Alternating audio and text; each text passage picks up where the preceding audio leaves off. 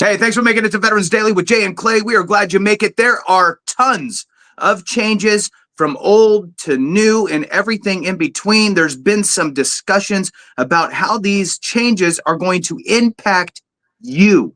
This is really important stuff. I really want you to hang on. Clay has done a great job. Good job, Clay, on putting everything together for this and having some sort of a method in which we go through this. If you've watched my channel, Veterans Info Tap, you know sometimes I get a little squirrel and I'm all over the place. Clay is definitely more focused and hammers it out. So we appreciate that, Clay. So if you're not subscribed to the Civ Div, which is Clay's channel, please do so. If you're not with me, then please do so. And obviously Veterans Daily, where we're bringing it to you from both sides of the coin here, or at least trying to give both perspectives of different things and try to disagree a little bit where we can, because it's just a good way to kind of figure things out. So hit the thumbs up, subscribe, share with a friend, all that good stuff. We really appreciate it. Clay, what is on the agenda, my friend? Yeah, so we're definitely going to talk about the VA SRD changes for mental health, tinnitus, and sleep apnea. That's a given. We have to talk about that. And that is something that we do disagree on. So you'll be able to hear that, those disagreements. And those are big ones as well. But when we talk about changes, usually the conversation gravitates towards the VA rating changes, but there are huge monster changes happening.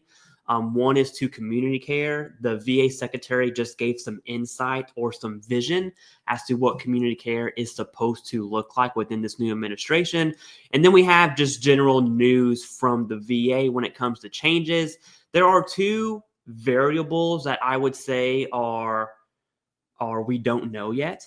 And that's going to be the mass firings or the reduction in force, how that's going to affect the VA.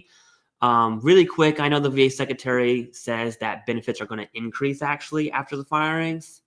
I'm not of that same opinion. And that's something I need to see happen. We're definitely going to talk about that. And then we had this DBQ issue where the VA secretary now has the authority granted through Congress, through law, to remove public-facing DBQs. And I think that just ties into, it's just another indicator. By itself, not a big deal. With everything going on, I think it does tell a very specific story. So with that, Jason, we have to talk about the VA SRD changes. I'm going to just rip the Band-Aid off here. Let's start with mental health. I know we disagree on this. Let's get your perspective first, so then I can give mine second and just kind of, dismantle whatever it is you say. I'm kidding. Yeah, nice. I love it. So we'll bounce back and forth a little bit. I'll give the high level overview, pass it to you. We'll come back to me. We'll go back to you, and then we'll go on. So currently, and this is the high level overview. We'll get into a little bit more of the nuts and bolts. Not super deep. We've both done videos deep diving into this stuff, but we will get a little deeper past this first blush here. So the way that the current rating schedule is for mental health, there's two things that are changing. Two at the very beginning kind of looks. There's more things, but the two big things that happen first are they're eliminating the 0% rating. So nobody can ever be rated at 0%. If you have a service-connected or secondary condition that is mental health, you're automatically going to be at 10%. All you need to do is be service connected for that. So that's a good thing. That's a win for this change. The next win for the change is that the VA is eliminating the need to be total social and occupational impairment to receive a 100%. Now, look, I get it. There's people out there that have jobs that are 100% for mental health. However, don't be misled by, oh, well, that's already happening. That's a rarity. It happens, and it's okay that it happens. And yes, you can go work. That's fine. But as far as depending on who the rater is, who's rating yours, and depending on what information you gave to the VA, will decipher whether or not they go, well, you're not totally occupationally impaired. You're working. So I'm going to give you a 70%. So removing that total requirement for total occupational impairment is a huge win for this change. Now, as we roll into it, they're moving it from a big list of essentially all the different signs and symptoms and durations and all that stuff that encapsulate mental health. And they're basically saying the more you have, the higher rating you have. And if you have that total impairment for occupational and social impairment, then that's the cherry on top. And that's what could actually get you to the 100%. Now, what they're doing is they're actually blowing that up, removing that total occupational impairment thing and removing the 0%. They're blowing that up and allowing it to be categorized into different segments of your life. 5 different avenues in which you could actually reach 100%. Instead of having to reach 100% in this gigantic mountain of evidence that you have to provide, you need to provide it in one of 5 categories called domains. They're breaking your life into 5 domains, and they're going, how impaired are you? At a minimum, 25% of the time to reach any one of these critical levels of severity, 0 through 4, 4 being the most impaired, meaning totally impaired. If you have a 4 in any one of the 5, you're 100%. If you have no 4s, but guess what? You have 2 3s level of impairment and all the rest are 0s, you're now 100%. And there's no talk about holding a job or any of that. No aspects to total impairment regarding those important things. So I'll stop there. And I think that it's going to open up the door for people to be able to, if you go to your provider and you have that conversation, right? Garbage in is garbage out. Hey, doc, I got 5 domains that I want to talk about here and my level of severity in each. Let's go. And you have that type of conversation, get that documented. Evidence is key. We all talk about that. So if you do the right steps, I believe people will be moving from 50s to 70s, 70s to 100, 30s to 50s, and so forth. Clay. Yes. So I'm of the opposite opinion. I don't think we'll see 50 to 70 and 70 to 100. And there is a reason for that. And there's kind of 2 routes I want to take, Jason. Mm-hmm. First is how the VA is going to grade the buckets or domains is a level of 1 to 4 or 0 to 4, excuse me. You have 0 meaning none. 1, I believe, is it goes mild, moderate, severe. It might be moderate, mild, severe, whatever that grading scale is. And then you have total, a part of each bucket, right? So you have 0, 1, 2, 3, or 4. And the reason why I don't think it's going to be favorable to veterans on a mass scale is simply because the CMP examiners, if anyone knows me at all, they know I'm not a fan of CMP examiners, and mental health is extremely subjective. Now, I will say this, the current mental health rating criteria is so subjective that you have people who firmly believe they should be 70, yet they get a 50% rating. And the VA will say something like, although you have symptoms of 70%, you most closely associate with 50. And the reason that is because it's subjective. So I do think the new rating criteria is less subjective. It's still subjective, just not as much as it is right now. And the issue with, is it going to be an improvement for veterans, I think falls onto the CMP examiner. With or without evidence from your treating physician, treating psychiatrist, whatever that looks like for you, you still have to go to a CMP exam, especially for PTSD. You're going to have a CMP exam no matter what you do.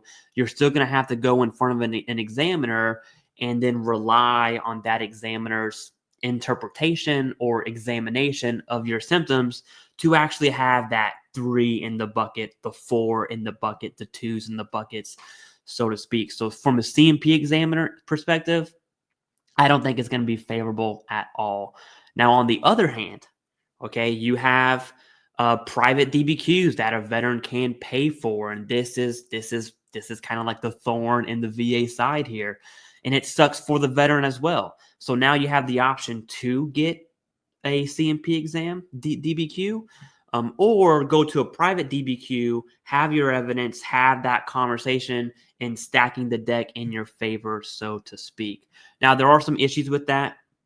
If we're talking about PTSD claims specific, I wouldn't recommend a private DBQ because it doesn't matter what you do. The VA is going to send you to an exam, and they're going to weigh that examiner's their assessment way higher than your private DBQ. For all other mental health conditions like depression and anxiety, I could absolutely get on board with that. These are just questions that I have, not necessarily around the VA, but through contract C&P examiners. I can't imagine having a C&P examiner less than 1 year experience. Whenever you have an exam, you'll get something in the mail. It tells you about the examiner. Almost all of them have less than a year of experience because they go through the process and they're like, man, this sucks, and then they leave. That's essentially the lifespan of a C&P examiner. And it's a revolving door that the veterans, it's the, I would argue C&P exams are the biggest variable in the entire claims process. On top of that, there's also zero accountability or oversight from the VA to both entities, the C&P exam companies and C&P examiners themselves. And you put those all in a bucket with this super subjective, lengthy, it's in new mental health rating criteria. I don't see it happening at all. Now, I did speak with one psychiatrist, one psychologist who were supervised by a psychiatrist, and I asked them about the buckets. If it's likely that a veteran will have 1 in one area and then a 4 in another area, right? Which would still be 100%. And both of them, they don't know each other. Both of them said that they've never seen a veteran that did not have every because the VA didn't create this. It's from DSM-5 criteria. Right. It's usually pretty close. Some 2s, some 3s. You can have a 2 and a 4, but generally you're going to have very, very close. And so with that, I still don't think it's going to be favorable, not because the VA, but mainly because of C&P examiners. Because to put it bluntly, Jason, I'm going to kick it back to you. Yeah. They suck. I hear you. And here's the thing. There's a couple different things that you said. So one, you're not necessarily saying that this criteria does not open the door. You're saying that the roadblock is going to be the C&P examiner. And why? Because the C&P examiner is undertrained. One, because you said that they're going to have these 1 year in the world of psychology. So that leads me to believe that if I have somebody who has a bunch of designations after their name providing my DBQ and providing my evidence compared to somebody who's been in business for 1 year, the VA should weigh my evidence more heavily. And if they don't, then when I kick it to the board, maybe the board's going to see that, especially when I provide additional evidence from my provider that says that this other C&P provider sucks ass and needs to kick rocks because I'm Big Daddy J over here with all these different credentials, right? So I think that there's a couple different things. One, the veteran has to be part of the process.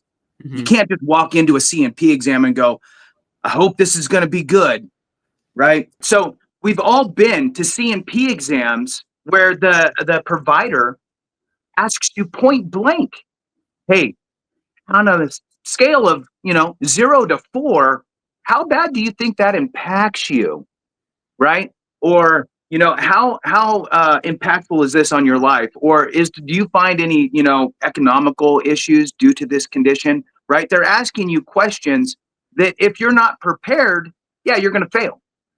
But if you understand what they're asking and why they're asking, and it will cooperate with your other evidence, right? You can't have your provider who's seen you for 5 years writing in there that you have a bunch of 3 levels or 2 levels. Then you go to the C&P examiner and you're like, oh yeah, 4, 4, 4, 4, right? If they ask in that way, they might ask in other ways. Sometimes they'll switch it up, But the bottom line is that you as the veteran need to be prepared. And I'll tell you, I think that this spells it out very easily. And here's one of the interesting things that I think a lot of people overlook. Okay, not everybody's going to be 100%. Mm-hmm. It's just that's the way the cookie crumbles, right? Not everybody's going to be 70. Not everybody's going to be 50. Everybody has their own kind of situation. But let's just use the 100% for a minute with kind of the lower criteria to get into that, which would be 2 3s. You have to have 2 3 levels of impairment, and it's out of the 5 domains, right? So you have 5 domains, and I'm trying to scroll up here to read them unless you already have them right in front of you. Okay, here they are.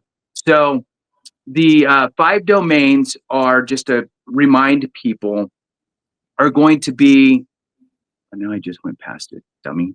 All right. All right. Cognition, interpersonal interactions and relationships is 2. Task completion is 3. Task completion and life activities is 3. Navigating environments is 4. And self-care is 5. Now, you would need to have, in order to get 100%, either a 4, which is totally impaired in one of those, right? And it doesn't matter what the other ones are. Or you could have 2 3s. And here's the interesting thing. What constitutes a level 3 impairment? Okay. There's 2 portions to this. And if you understand this and you're having that conversation with your provider, that's where the rubber meets the road. And then you'll take that same knowledge to your C&P exam. So severe, it's severe. Okay. Remember, we're talking about 100%. So this isn't, a cakewalk. I have a bad day every once in a while. Mm-hmm. So serious difficulties in one or more aspects of cognitive functioning that interfere with tasks, activities, or relationships. Okay. So now here's the interesting part. This is the part that I think people miss out on. This is according to the VA for the rating schedule, a severe impairment, a level 3, that occurs 25% or more of the time. That's 1 out of 4 days. Okay. It's not, this is my life every single moment of every single day.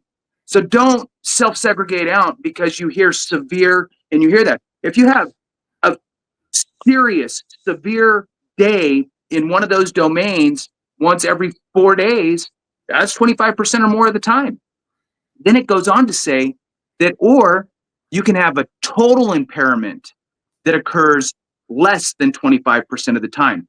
So if one day a week, it's just totally like I am laid out, locked in my room, I can't leave because I'm just having that bad of a day, that would be considered probably a total impairment because you're just on shutdown mode for less than 25% of the time. So instead of looking for ways to not be approved, look for ways to be approved. Understand the percentage game. That's a big, big deal because you might be a severe that's 25% of the time, but you might think to yourself, really, I'm more of a moderate because of the other 75% of the time. That's not the case. So make sure that you're understanding and reading the rating schedule, talking with your provider. Ideally, they'll provide you with a DBQ or some sort of written letter breaking down the 5 domains, your level of impairment regarding exactly this information. Have them throw it into a DBQ if you can. If they can't, won't, or don't understand the VA legalese, utilize AME, free consultation. Information's free. Give them a call. Reach out. We'll put the link in here, and they will. They'll guide you through it. The great thing about, I'll tell you this. The great thing about utilizing AME is it's kind of like hands off. They just go, hey, look, send me this. Send me all your paperwork from that, and we'll knock it out for you. They already understand what's going on. They'll wrap this thing up for you. So that is my thought, is being prepared, understanding the criteria, and being prepared for a C&P exam with somebody who's just kind of going through the check boxes. They're asking you the questions. Guess what? All the answers are blank until you open your mouth. Mm-hmm. You have more control in a C&P exam than you think. And I'm actually kind of sick of hearing people, freak out. Now, granted, there's C&P examiners out there that just won't even write down what you said. And those ones are just complete. I mean, you need to report that, right? But, if you have a decent C&P examiner, the answers are what you're saying. You are the one who is controlling that C&P exam. So you better be prepared. Take notes if you need to, right? I have a hard time remembering everything. So I made some notes. They'll be like, cool, whatever. Back to you, Clay. Yeah, the remembering would fall into cognition as well. So there's a twofer there. I will Yeah, say buddy. this, Jason, on the CMP exam, a veteran's saving grace if you have a CMP examiner is one thing. There's nothing else, and that's evidence. If you don't have evidence and you have a bad CMP examiner, what sucks is whatever the CMP examiner says becomes your evidence, and you don't want that. And so having evidence, doing that evidence-based claim, the more time you put on the front end of your claim, the less you're going to have to deal with on the back end. I Yes. promise you, Oh, the process does work. 7 million veterans wouldn't have a rating if the process didn't work. So it works. So evidence is absolutely king there with a little k. Now I will say on nice. the evidence as a Yeah, good I job like there. it. Yeah, good job. On evidence side, I think for the new rating criteria, a key piece of evidence whenever you go see, especially at the VA, I just had an appointment in January for TBIs, neurological stuff going on. A part of my Healthy Vet, my Blue Button report, my VA medical records, there's a little section at the very bottom that just talks about how I walked in, how I conducted myself, all these day-to-day things that my provider saw that we didn't talk about, right? I forgot what that piece of evidence Observations, yeah. was called, but it's like, hey, veteran was well dressed, had a well groomed beard. It's little small details like that. Right. And I think that's going to play a very large role. If you have 9 visits spanning over 2 years and I'm gonna exaggerate here so people get the point. You're showing up to the VA in pajamas. You haven't brushed your teeth. You haven't showered. You got eye boogers in your eyes right here. You just look a mess. That's going to be documented, and that type of evidence is really going to play a key role, especially for that scenario in the self-care domain or bucket, if you will. Zeros and everything else. 4 in self-care. It's the little things I think are going to make the difference. One of those, probably not, but if you have a history, like historical medical records of essentially your life sucking, and I'm summarizing that, that's going to be absolutely key if you have a bad C&P examiner. Okay, that's mental health. There's some good, there's some bad. Yeah, go ahead. I was going to say, I don't mean to change what we're going to go into next. Yeah. But if it's appropriate, maybe we talk about the C&P possibilities of being eliminated if you move the right pieces the right ways, right? The elimination of, since we're talking about changes. Yeah. So first off, that's a great point because this was just updated March 10th. So about 2-3 weeks ago, it was updated. What was updated was the M21 TAC 1 on ordering a C&P exam, looking at the validity of a veteran's evidence and then ordering an exam. I want to be very clear because we're talking about mental health right now. PTSD is not included in this. The VA has its own process for PTSD. You would think that's a bad thing. It actually makes PTSD an easy claim. Like a fear-based PTSD claim is going to be a pseudo-presumptive. And so PTSD has its own streamline, and that's a good thing. So put that over here. Let's talk about anxiety, depression, everything else. Right. When a VA rater, an adjudicator, VSR, whatever title you want to give them, they don't just, or let me rephrase that. They're not supposed to schedule a C&P exam just because. There's a whole process on what they look at. If you have a completed DBQ, okay, with 0 indications of fraud, and that part really matters there, the VA is not supposed to order a C&P exam. And we have to talk about what is a complete DBQ. Yeah, I was going to say, just giving them the form doesn't count. And what's in, garbage out. There's 2 words that bring it together, and then there's actions that need to be taken to fulfill these 2 words. It's actionable and sufficient. So when you look at a DBQ form, it talks about who the veteran is, where was the appointment where did this appointment take place? Was it telehealth? Was it in person? What does that look like? I'm telling you right now, if it's in person and the provider lives in Montana and you live in Florida, that's going to be an indication of fraud. That's bad. You don't want that. Okay. So if it's a telehealth appointment, especially for mental health, that's going to be easy peasy. No one's going to bat an eye at that. That's absolutely fine. Is there a blacklist, so to speak, of providers that the VA really looks at? The answer is both yes and no.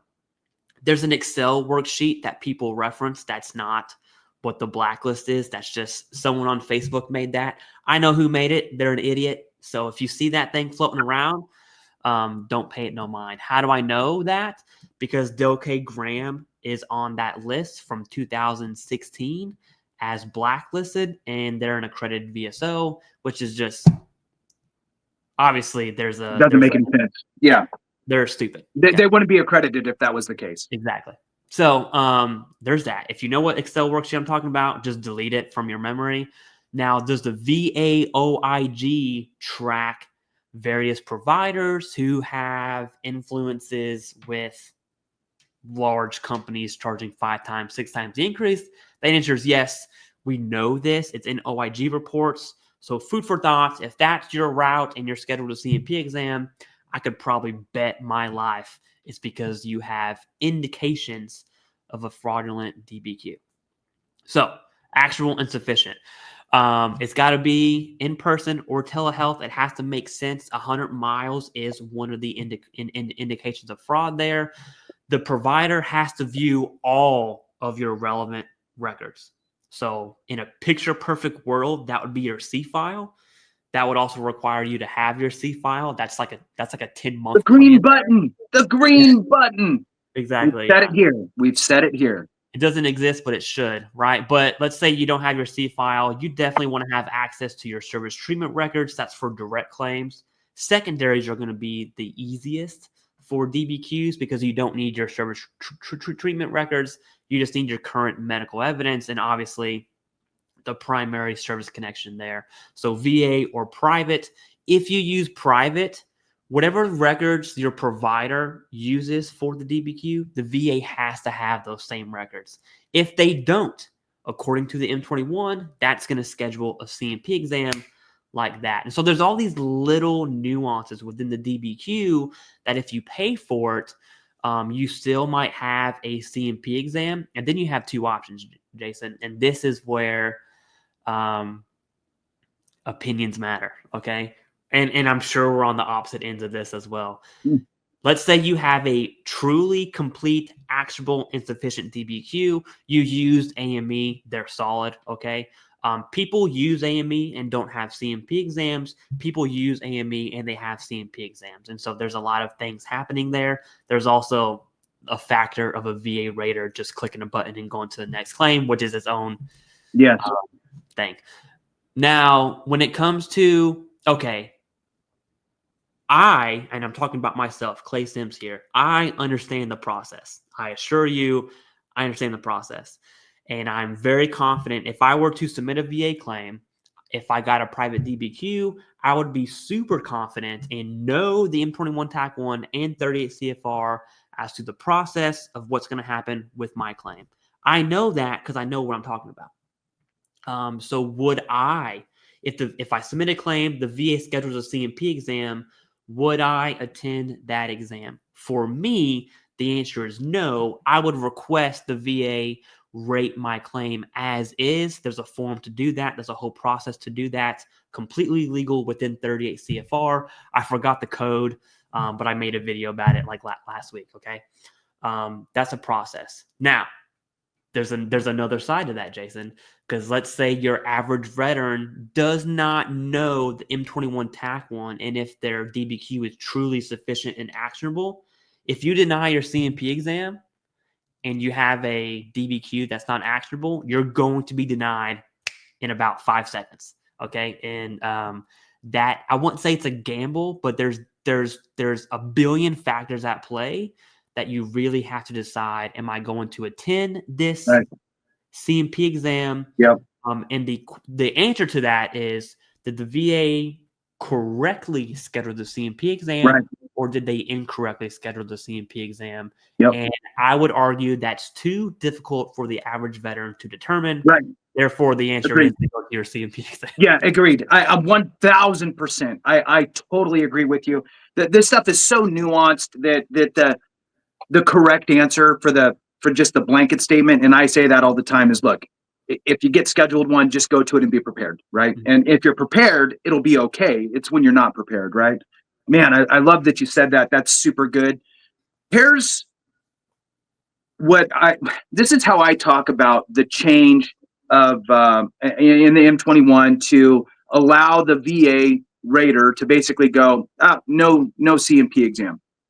And this goes back to everything that we've preached over and over and over again, is not just providing some information to the VA to make a decision on your claim, but making sure that you provide all of the information that the VA needs to rule two things. One, in your favor for service connection. So if you provide them that information, you've taken care of that requirement, okay? Because you have to be service connectable with all of that evidence. The other thing that you need to provide in order for the VA, in order for them to not schedule a CMP exam, and there's, like you said, there's still the possibility they just fat finger it and keep going, but to give yourself the best chance is to provide all of the information that the VA needs to rate you appropriately as compared to the rating schedule. You can take, and this is why it's so important that either A, you fully understand the rating schedule for your condition, and you can take that information to your provider and have your provider complete a DBQ. You're going to have to bring them up to speed. They're typically not VA legalese out, right? They're just like, I'm just trying to write you a prescription, brother. You know what I mean? So when you start asking them to do this other stuff, they're like, oh, really? Because, I'd rather just my biller just bill something and we can move on. So you have to be up to speed with it to bring them up to speed to get the appropriate DBQ, because the consequence is, yeah, Joe Snuffy has migraines and they suck. Signed, me, love. And then you submit that and it's like, well, the VA goes, great, you're service connected. We're going to get that for you because you provided an awesome Nexus letter. But your DBQ doesn't really, it just says you're diagnosed with migraines and it doesn't really spell out the severity. We need to schedule a CMP to really figure out where you fall on the scale. Are you a 10, a 30, a 50? We don't know. So if you utilize a company like AME, American Medical Expert, board certified doctors, do provide everything telehealth, very easy. You send them your records, they review them, boom, they'll put together the DBQ with you. And as it compares to the rating schedule, it's going to be all spelled out for your specific situation. If you're a 10%, you're a 10%. It is what it is. If you're a 30, you're a 30. If you're a 50, you're a 50. But you're getting rated appropriately because that DBQ was not just sufficient, right? It was overly sufficient and gave all of the information that the VA needs to give you the appropriate rating. So in your mind, you have to think to yourself as you're developing your claim, right? The ideal situation, boom, your intent to file's in, you got 12 months to figure it all out. You start bringing in all this evidence, and in the back of your mind, you're thinking, I need to really solidify my service connection, however that looks. I need to prove that it's service connected, that my condition either manifested during service or as a result of my time in service, whether you need buddy statements and Nexus letters and all that or not, doesn't matter. You need to prove it however you need to prove it. Then you need to prove that severity and make sure that all of that is in your file. And then you file off your claim. And that is what is going to help you avoid a CMP exam. Not guaranteed, although it's in the M21, not guaranteed because you just never know, right? The person behind the desk is not a doctor. So they could be reading that and go, I don't really know what that means. Order CMP exam, I need to get to my next claim, right? So, but the good news is going through that process is going to put you in the most knowledgeable position if you actually read the information you got back, and that's preparing you for a CMP with the VA. Back to you, Clay. Yeah, last thing I'll say on the CMP exams, because there's a human factor there that we won't find in any regulation, okay? And that is as a VA rater, it is safer, right, job Yeah. security Well, wise, to order the CMP exam instead of not ordering the exam, giving my rationale. So when the VA orders the CMP exam, they have to give rationale as to why. It's pretty copy paste at that point. To not give a CMP exam, the rationale is independent. It's unique to that veteran. And so it is safer to avoid oversight, to avoid definitely OIG, to avoid any of that breathing right. down your neck, schedule Yep. the CMP exam and call it a day. So Yep. there's too many things that I would still say the average veteran should attend your CMP exam and rely on your evidence. But the technical answer is, do you have to? No, but you better make sure you are correct. Right. Okay. And it's not, I think I'm correct. It's I'm correct via 38 CFR and M21 TAC 1. Okay. And that might turn into a denial, which then turns into a higher level review, which then you point it out, and then finally it gets overturned. Yes. Hopefully. Right. Right. Yeah. Okay, so that's mental health, that's CMP exam. I do want to talk about tinnitus and sleep apnea. These are going to be much faster than the mental health conversation. For tonight, Oh yeah. I'll bet you $1. And I do want to bring up something the VA secretary said yesterday. He just did a podcast on the Sean Ryan show. He talked about tinnitus, and it was in regards to processing claims faster using automation, so AI. Right. And he talked about, hey, let's do the easy ones. Tinnitus. He talked about a few other ones. Let's do the easy ones with automation. Let's focus on the hard ones. And although this was not part of that conversation, when he said that, I immediately went to the tinnitus changes. And I thought, is this new VA secretary tracking on Right. the VA SRD changes? Because by him saying that, Right. indicates it doesn't say yes or no, Right. but it tells me that maybe not, because Right. if it was the case, He tonight probably is wanted to use that. Yeah. exactly tonight is being roped under is not something an automated process is going to do, at least not to the level that he was explaining it. Right. Yeah. Yeah. That so that does make me question if the changes are happening in August. I think the can's going to be kicked down the road a little bit. It could be. Mainly because, and I'm not skipping forward, but I'm going to mention it and then we'll tag it on the back end here. Mainly because the VA is very hyper focused on really, really, really big problems, and VA SRD is not one of them as of right now. Right. Meaning like community care, there's a whole HR system, Yeah. there's Yeah. EHR going out. There's just Oh, yeah. really billion level dollar Right. problems up here. VASRD is down here. So I do think we're gonna see the can get kicked down to next year, and Yep. that was as of yesterday. So I could be Yep. wrong. You know, I don't think I agree. I look, it's the same thing I said when Biden was in office. yeah. It would be smart for them to kick that can down the road just from a political perspective. Good luck. You know what I mean? Like, oh yeah, we're not doing anything, horrible, right? Because there's way more negative changes that are happening with these rating schedules than positive. There is some positive, but for the most part, it's always it's tightening it up a little bit. You know what I mean? So, um, so the same thing plays here. It would be smart from a political perspective to kick this can down the road at least until after the next Congress is elected, and then make that decision if it makes sense or not. Yeah, back to you. So, and he did mention, that any changes he's trying to make was going to be within the 18 months, which is what Jason Yeah. just referenced with the next Congress. And again, he made that statement with the big level changes, not necessarily small changes, right? Right. Now, for tinnitus specifically, I think this is going to be a good change personally, which is, I'm not trying to go against the grain. It's funny because most people think mental health is good. I think it's bad. Most people think tinnitus is bad. I think it's actually good. I do genuinely believe it's good in a way. tinnitus changes are going to be good. And let me explain that, and then I'll kick it over to you. So tinnitus is not going to have its own diagnostic code, within 38 CFR. Okay, so not healthcare wise, we're talking about VA ratings, meaning if I claim tinnitus, what the VA is going to do is say, okay, and this is after the rule change happens, not right now. If I make a claim for tinnitus, I have tinnitus, the VA is going to see, well, where does this fall at? They're going to look at hearing loss, diagnostic code 6100. They're going to look at vertigo, or in 38 CFR, they call it peripheral vestibular disorders, looking at dizziness. They're going to look at neurological conditions like TBI. And there's a few others that are listed there with that. So on one hand, I think it's going to be easier to have access to bigger ratings.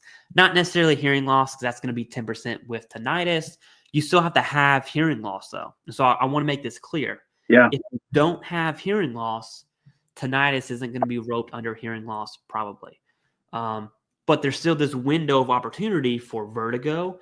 And I'm saying vertigo instead of saying the big 3-letter word because I stutter a lot. So vertigo, or TBI, or whatever that looks like. So I think a 10% rating for tinnitus could easily be 30 under the vertigo rating schedule. It could easily have its standalone rating for TBI. So now veterans, I would argue, the chances of having a mental health rating separate from a TBI rating, usually they're roped together, to have separate ratings for both of those, I would argue it's going to be more likely if the veteran has tinnitus, that's roped under neurological. I'm saying that broadly there, versus tinnitus as its own diagnostic code.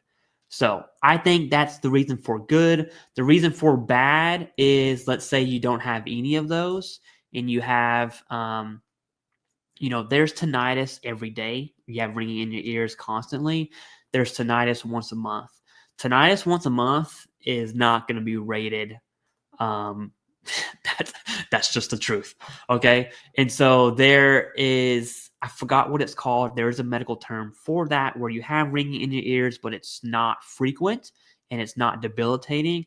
Therefore, you do not have chronic tinnitus. And I'm saying that Clay's version, I'm sure there's a medical way to say that. So that's gonna be a big slapper there for a lot of veterans. Jason, go.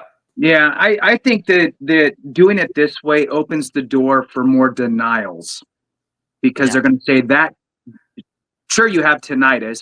It's roped under this condition. We decided that you're diagnosed with X, and yeah, we don't think that condition that you have that is causing your tinnitus is service connected. Where before it was, well, I was firing mortars, and I think that's where it, I started getting tinnitus while I was in the Marine Corps, right? It just, I don't know. I mean, I don't know why it showed up. It's just, there it is. That was an easier thing to discuss and have happen, where I think that the projected proposal here is really saying, okay, well, if you got diagnosed for some condition while you were in service, sure. Yeah. And tinnitus is just part of that. And maybe it doesn't change the rating, because some things will have and will not have tinnitus. It could be with or without, and it really doesn't change the rating so much. So I don't really see a benefit there. I think that if you had the ability to get this main condition where tinnitus is a symptom of it, if you were able to get that service connected, then you would go get that service connected, and then you would still have tinnitus as this kind of floating thing that you could have gotten added on as a standalone, because there's no guarantee that your tinnitus is related to the condition. For example, Meniere's disease, with or without tinnitus. Okay, so my Meniere's disease is without tinnitus, but I have tinnitus. It's just not related to my Meniere's. How do you prove these things, right?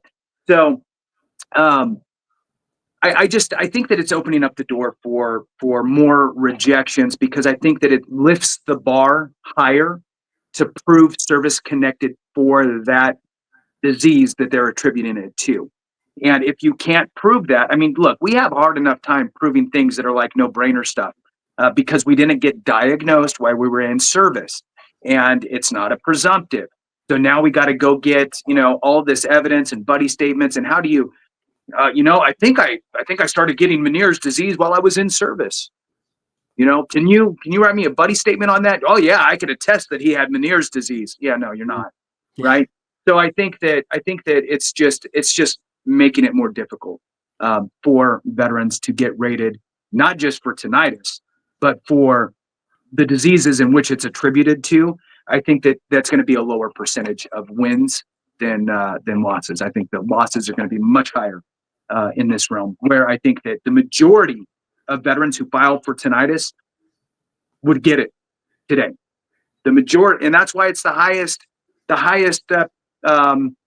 rated condition. I don't know how to say it without making it sound like it's the percentage. There's more tinnitus awards than anything else, right? And there's a reason. And I think that's going to pull that way back. And the diseases that it's attributed to, I keep repeating myself now, but it's going to be much, much more difficult. What are your thoughts on that, Clay? Yeah, I think that's a solid, valid argument. I want to be clear here. It doesn't change my mind, but it definitely brings me closer to the line of maybe these changes are actually bad. How I would as likely as not, anyway. Yeah. How I would interpret that for veterans, like why does that matter? Okay, and we're in the future now. The rule change already happened. Okay, let's just hop on that train. But it didn't really happen. No, right now it didn't happen. Let's just go to the future, say it happened. Yes, you're right. I'm talking to my doctor. I say, hey, I have ringing in my ears. Boom, you get diagnosed tinnitus. How I would interpret this rule change is, okay, I have tinnitus. The next question to my provider is, okay, doc, well, where did that come from? And I really want that doctor to say something along the lines of hearing loss. Okay, well, where did that come from? Service. Vertigo. Okay, where did that come from? Service. Like there's going to be an extra step.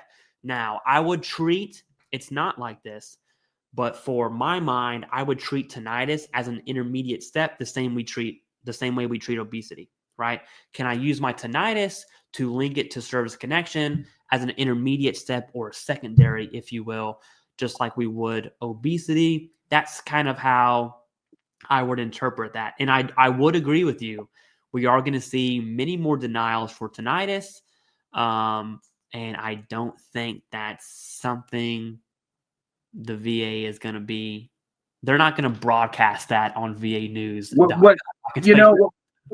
frustrating, Clay, is that the majority of tinnitus awards today are, I had exposure to loud sounds. Yeah. No ear pro, right? That's it. So now I Google search reasons/causes for tinnitus. Causes of tinnitus, exposure to loud sounds. That's not an underlying disease. I mean, that's not a disease that they can make that be an underlying condition of. It's the first thing that shows up. Then it says extreme stress or trauma. Okay, so then you're talking about, maybe, stress and trauma. And then, it has a bunch of other things, and it says Meniere's disease and a couple other things. But it's like, how can the VA take away a cause of tinnitus and say, yeah, we're not really gonna allow that one.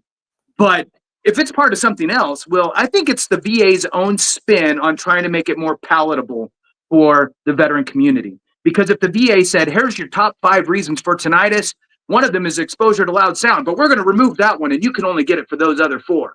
Yeah. Everybody be like, what the hell? But instead they're framing it up as, hey, we're revamping how we're doing tinnitus, and really there's other reasons why you have tinnitus, and that could potentially get you a higher rating. So we're going to look for the disease in which your tinnitus is attributed to. And that's stupid. So I think, again, I'm just even more now irritated, and I think that it's bad. I think it's a bad move, and I think it sucks. And I hope that the VA Secretary, Doug Collins, hears that, because it's stupid. It's the dumbest thing that they could change. When it says right here, exposure to loud sounds. Sorry, mortar guys. Sorry, artillery guys. Sorry, mechanics with pneumatic tools. You're done. Machine gunners, I'll throw you guys in there. Machine gunners too. To add to that, I'm going to say something that is a conspiracy level, and I want to start with that. I'm a firm believer, and I've talked about this many times. There's a top 10 disability list for each generation, and about 5 to 6 of those are Mm, from Vietnam to right, peacetime to 90s Gulf War to GWAT. There's 5 to 6 that are common. They right. just happen to be mental health, which is being changed. Tinnitus changes. Sleep apnea changes. Neurological, specifically with radiculopathy, changes. And there's another. Oh, the sleep apnea is the most common respiratory secondary condition on Mm, mental health, and so there's no evidence here, just indicators. But if I wanted to, quote unquote, save the budget, I would reduce these ratings, not service connection wise, but saying, hey, you would have had a 50 here. Now it's going to be 0 sleep right, apnea. That's how I would do it. With that, right. let's jump into sleep apnea. This one, Okay, but real quick, one more yeah, thing. I just go want to do ahead. this because I'm still irritated. So the most common cause of tinnitus, most common. So everybody who's filing claims, the most common cause, right, of tinnitus or ringing in the ears is hearing loss, particularly age-related hearing loss. Sorry, that's not service connected. That's just because you're getting older. And then that goes, but it can also be caused by exposure to loud noises. But let's take that one away. So now the most common thing is going to just be, oh, it's because you're getting older. Sorry. Anyway, No, all right, that let's go. competing evidence is I'm just irritated. I'm just irritated now. Thanks, Clay. All right. it's real. What are we going to? Sleep apnea? Sleep apnea. Yeah. Long story short, it's 50% now. If the treatment works, okay, and I'm not saying you don't want to use your treatment because you don't want to. If your Right. treatment works, 0%. If you can't use your treatment for a medical reason in which a medical professional has determined you can't use your treatment, then you maintain 50%. I think this one's clear cut across the board. I Yep. can't see any reason why anyone would ever say this is favorable Right. to veterans. I'll tell you who it's favorable for. Huh. It's favorable for the budget. Yeah. That I can promise you. Big Um, time. Hands down, one of the most, not the easiest, but Right. it's definitely the most common secondary at a 50% for one of the most commonly claimed conditions, mental Yeah. health. And this is a huge hit to veterans. And I don't have the data in front of me, Jason. Mm-hmm. I would love if somehow someone could take all the veterans who are rated at 100%, which, by the way, as of FY23 was about 22% of veterans. Right. So we could arguably say 25% now. So a quarter Of of veterans, rated. of rated veterans, yes. Yeah. Of veterans who have a rating are 100%. Let's just say 25%. I'm curious if we made sleep apnea from 50 to 0, how many of those would Right. be knocked down? And I'm willing Oh, to bet at least half. 80%. 80%. So Yeah. I don't know what else you So, want to add to that. It so is the only thing I'm doable. going to add, is what I'm just going to double tap on what you said about if you can't use your prescribed whatever CPAP, right? So your CPAP, it works for you, but you just can't use it because of your PTSD, right? That could possibly be a reason, right?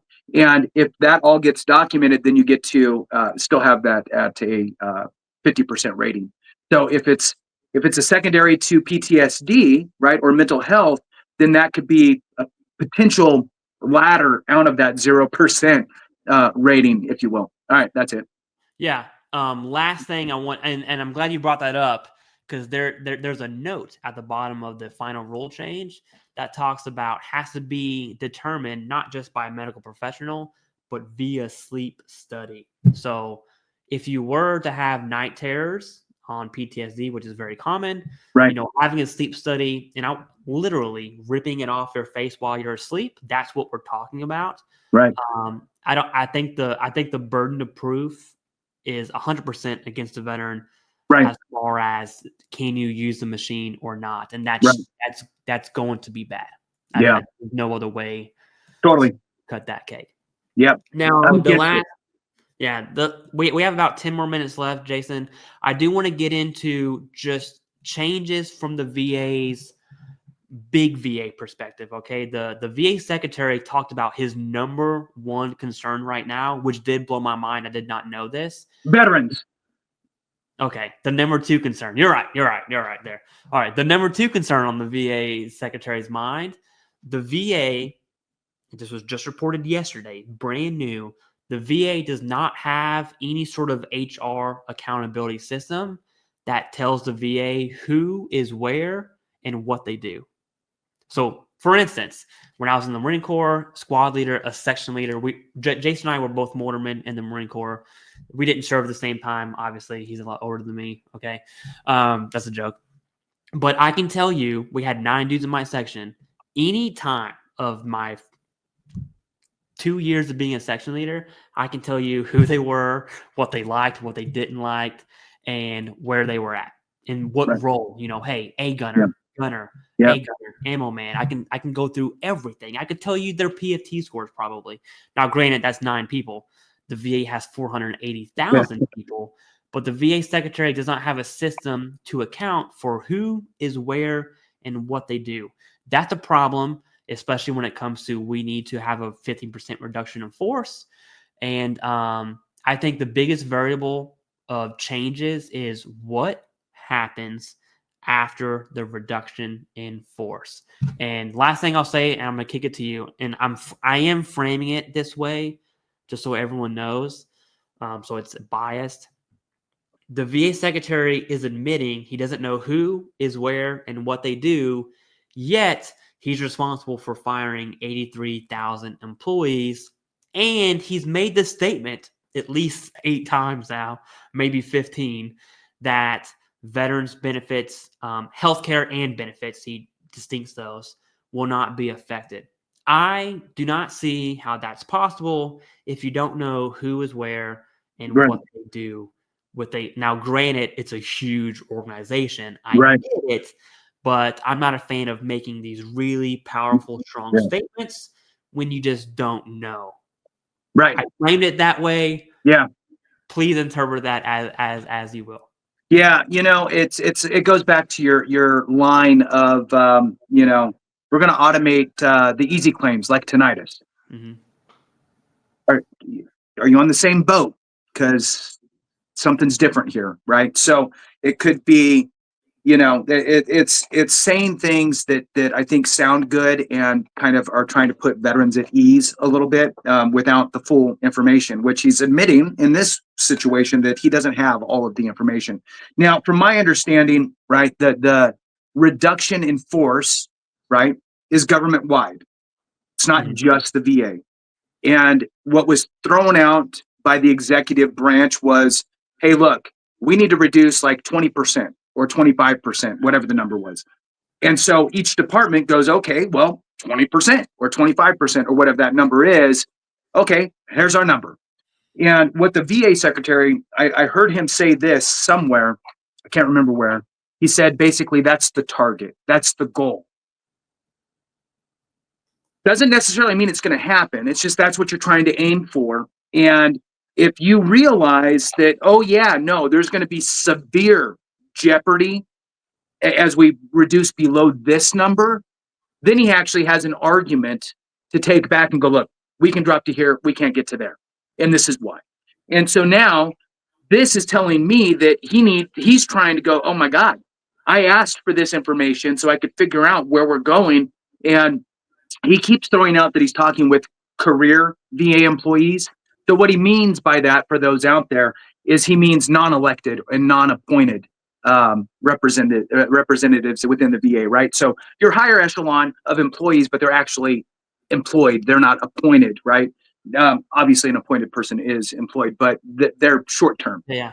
So he's really leaning on those figures as this subject matter experts to go, hey, look, you can cut those, but if you cut these, it's gonna not be good, right? So I think that the 80,000 cut, if they're obviously really working on AI driven results, which obviously probably is coming from like Elon Musk's team type of thing, and even probably Trump, from the perspective of, look, the civilian world is light years ahead of this archaic VA system. We need to get there. Is it going to be perfect? No. Can we take it to 80%? Let it run. It's going to save us this, and then we'll just kind of fix the overflow, and we'll have to deal with appeals and that type of stuff. But it's going to be faster for 80% and a little bit slower for 20%. That might be worth it. Let's look at that. So I think that's the direction they're going on the benefits administration side. I mean, he already mentioned it. And then the other piece on the healthcare side is the leveraging of community care, right? Mhm. He keeps throwing up the umbrella now of VA care. VA healthcare is both VA care and care in the community. Yes. He keeps bundling them together as VA care. So I think that's intentional to, kind of get us used to the idea that VA care is internal and using it as an insurance externally. It's both VA care. That's my thoughts. Yeah, and he also the VA secretary on community care gave a vision on what that actually looks like. And I'll just give you a scenario. Let's say you see the VA for TBI and you see the VA for sinusitis. There's like 20 other things you see the VA for, but these are like the main two things in your life you seek care for. The VA secretary was pretty much like, it's not all or nothing. Let's say the TBI clinic on the civilian side in community care is what you prefer, because the TBI clinic at the VA, you don't like it, you don't like the doctor, whatever you got going on, you can use community care for TBI. Let's say your sinusitis, the ENT at the VA, your best buds, you would be drinking buddies if he wasn't your doctor, whatever that looks like, you can use this hybrid relationship with community care in VA, meaning VA healthcare is not going away, as explained by the VA secretary.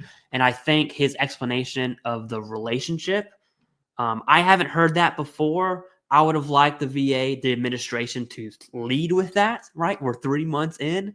I think they could have definitely led with that to give more clarity as to privatizing the VA versus this relationship. So the answer is VHA going to be privatized? The answer is no. However, is there going to be more community care? That answer is objectively going to be yes. Jason, I could probably go on for an hour on big level changes at the VA. That's pretty much all I got. To summarize my thoughts, how does this matter to veterans? Submit your evidence-based claims. And big VA, I can tell you right now, the VA secretary does not care about your tinnitus claim. So if you're going to submit tinnitus, you need to submit tinnitus with evidence. That goes for everything. I think a lot of people feel a roadblock in their claims because of the new changes, when in reality, it's still the same. Submit your evidence-based claims, go through the process, get service connected. That's it. There's really nothing else to it. Yeah, I 100% agree. I think, look, there's two sides to the information coin, right? One side is you're informed, all these things that are happening, all these moving pieces, but sometimes that could be overwhelming and you feel like, oh my God, there's all these changes. The reality right now with regard to anything that you file is it's still the same process. Now, even with some reductions that have happened at the VA, it might drag things on a little bit. I mean, really, we're probably not even going to feel really any changes based on today. Here we are in April of 2025. Fast forward, after there's some more major reductions, maybe we might see some growing pains in the sense of reduction in force and implementation of maybe an AI type of versioned system. We're going to have some bumps and bruises along the way. But right now, in this very moment, file your claims. If you have been sitting on a claim or sitting on the idea of filing, file your intent to file. Guess what? Your intent to file does not include what you're going to file for. You could still be thinking about it. So all you need to say is, I plan on filing a compensation claim. Hit submit, send that thing off, call the VA, put in your intent to file it by paper, whatever it is, and get today locked in stone. You're locking in all of the rating schedules that are today, and you have a year to work on that evidence. And remember, if your doctor can't, won't, or doesn't, work with AME, free consultation. You get that Nexus letter. You can get diagnosis. They're board certified doctors. You can get the DBQ and all of that. So with that, thanks for watching. We appreciate you so very much. Have a great one. And remember, if we don't take care of each other, hey, something went wrong.